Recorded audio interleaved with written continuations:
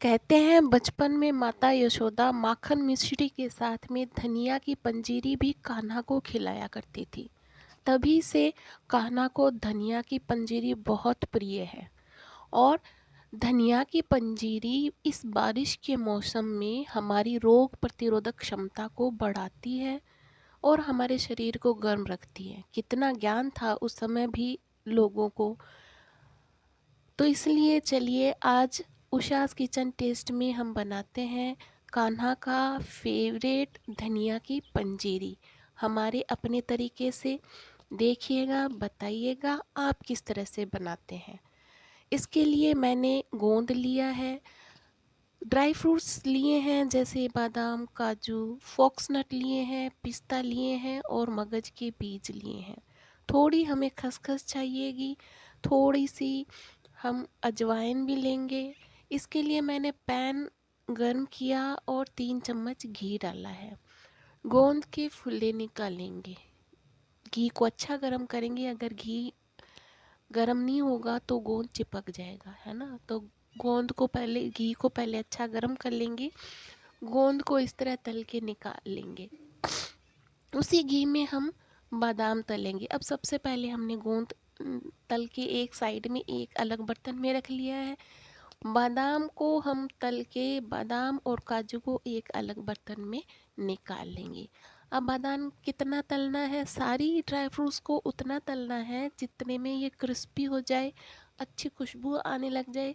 और सबसे बड़ी इसकी पहचान होगी कि ये चटकने लग जाएंगे। जब चटकने की आवाज़ आने लगे तब समझ लीजिएगा कि आपके ड्राई फ्रूट तल गए हैं, अच्छे से क्रिस्पी हो गए हैं। और काजू में तो कलर ही दिख जाता है, हल्का ब्राउनिश कलर होगा, इसका मतलब काजू फ्राई हो गए हैं।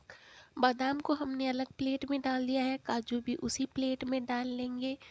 अब उसके बाद में हम थोड़ी किशमिश को फ्राई कर लेंगे, थोड़े मगज के बीज को भी फ्राई कर लेंगे।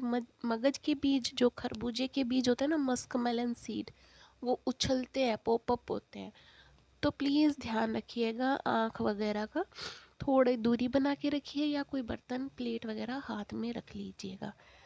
लास्ट में हम जो फूल मखाना होते हैं, ताल मखाना, उसको फ्राई करेंगे। जो नारियल होता है ना, खोपरा, उसको भी मैंने कद्दूकस करके और फ्राई कर लिया था, सूखे पैन में ही फ्राई कर लिया था। अब हम मोस्ट इम्पोर्टेंट इंग्रेडिएंट लेंगे। मेवों को आप अपने हिसाब से कम ज़्यादा कर सकते हैं, जो आपको पसंद हो डाल लीजिएगा। धनिया के सीड लिए मैंने साबुत, और इनको ड्राई रोस्ट करने के लिए पैन में चढ़ाया है। थोड़ा ड्राई रोस्ट करने के बाद में उसी में मैंने 2 चम्मच अजवाइन डाली है। हमारी साइड में इसमें 2 चम्मच अजवाइन भी डालते हैं, आपकी साइड में डालते हैं या नहीं, मुझे कमेंट बॉक्स में बताइएगा। अब धनिया के बीजों को मैंने ठंडा होने के लिए छोड़ दिया, तब तक मैंने अपने ड्राई फ्रूट्स को चॉप कर लिया। बादाम काजू को मामजस्ते में डाल के कूट लिया, या मिक्सी में पल्स मोड में चला लीजिएगा। गोंद को और फूल मखाना को क्रश कर लिया एक कटोरी की या मैशर की हेल्प से। थोड़ी हम किशमिश को भी मैंने फ्राई करके रख लिया था। थोड़ी सी हम इलायची लेंगे, अगर आपकी इच्छा हो तो लीजिएगा, वरना ज़रूरत भी नहीं है। धनिया के सीड जो ठंडे हो गए हैं और एकदम क्रिस्प हो गए हैं, उनको मिक्सी के जार में डालेंगे और कोर्सली ग्राइंड कर लेंगे। इसको एक साइड में रखेंगे और पैन में दोबारा 2 चम्मच घी डालेंगे और धनिया का जो हमने पाउडर बना के रखा है उसको फ्राई करेंगे, मतलब इसके अंदर, घी के अंदर रोस्ट करेंगे।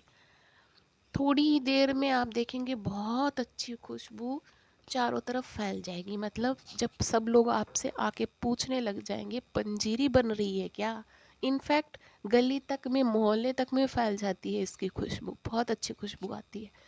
धनिए को हम इस तरह से रोस्ट करेंगे, धीरे धीरे देखिए इसका कलर डार्क होता जाएगा। रोकेंगे नहीं, स्पैचुला को लगातार चलाते रहेंगे और फ्लेम को हम लो टू मीडियम रखेंगे, क्योंकि बहुत जल्दी जल भी जाता है, इसलिए पूरा ध्यान रखेंगे। जलने के बाद इसका टेस्ट एकदम बेकार हो जाता है, इसलिए पूरा ध्यान रखेंगे। लगातार चलाते हुए इसको आराम से फ्राई करेंगे। बहुत जल्दी हो जाएगा, मतलब 5 मिनट भी नहीं लगेंगे, इतने में हो जाएगा।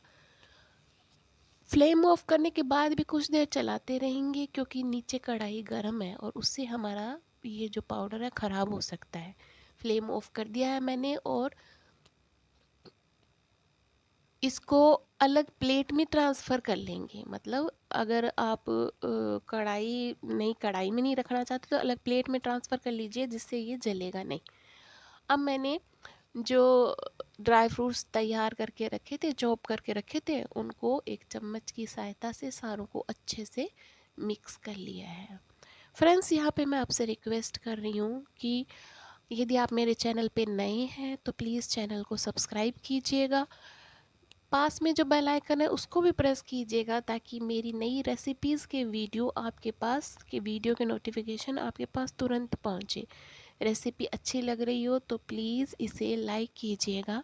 कमेंट सेक्शन में अच्छा सा कमेंट लिखिएगा और हैप्पी जन्माष्टमी या श्री कृष्ण के बारे में ज़रूर बताइएगा कि आपकी साइड में धनिया पंजीरी बनती है, क्या क्या बनता है। जैसे हमारी साइड में मेवा पाक बनता है, धनिया पंजीरी तो ज़रूर से बनती है।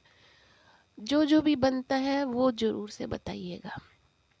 इस मिक्सचर में मैंने धनिया का पाउडर जो रोस्ट करके रखा था वो डाल लिया, और चीनी का बूरा जो होता है, देसी खांड, उसको इसके अंदर। ये चीनी को पीसा हुआ पाउडर नहीं, ये बूरा है जो मार्केट में मिलता है ना, वो। तो उसको भी हम इसको अच्छे से मिक्स कर लेंगे। तो इस तरह से तैयार है हमारी धनिया की पंजीरी श्री कृष्ण को रिझाने के लिए। ये जन्माष्टमी आपने कैसे मनाई, आपकी साइड में कैसे होता है, हमको ज़रूर बताइएगा कमेंट सेक्शन में। और धनिया की पंजीरी या जितने भी श्री कृष्ण को जो भोग लगते हैं उसमें तुलसी दल रखने की मान्यता है। तो हम जितने भी भोग लगाते हैं उसमें तुलसी दल ज़रूर रखते हैं, क्योंकि श्री कृष्ण को बहुत प्रिय है तुलसी दल। पंजीरी हो या मेवा पाक हो, चाहे मेवे की खीर हो या माखन मिश्री हो या चरणामृत हो या पंचामृत हो, सब में हम तुलसी दल चढ़ाते हैं। तो इस तरह से आप भी श्री कृष्ण के लिए ज़रूर से उनका कान्हा जी का भोग बनाना और हमें भी बताना कि आपने ये भोग कैसे बनाया, जन्माष्टमी कैसे मनाई। हैप्पी जन्माष्टमी। मिलते हैं किसी नई रेसिपी में नए वीडियो के साथ। तब तक आप चैनल पे प्यार बनाए रखना, सपोर्ट करते रहना। Thank you very much for watching my videos and be connected. Friends, please stay connected. Thank you again for watching my videos.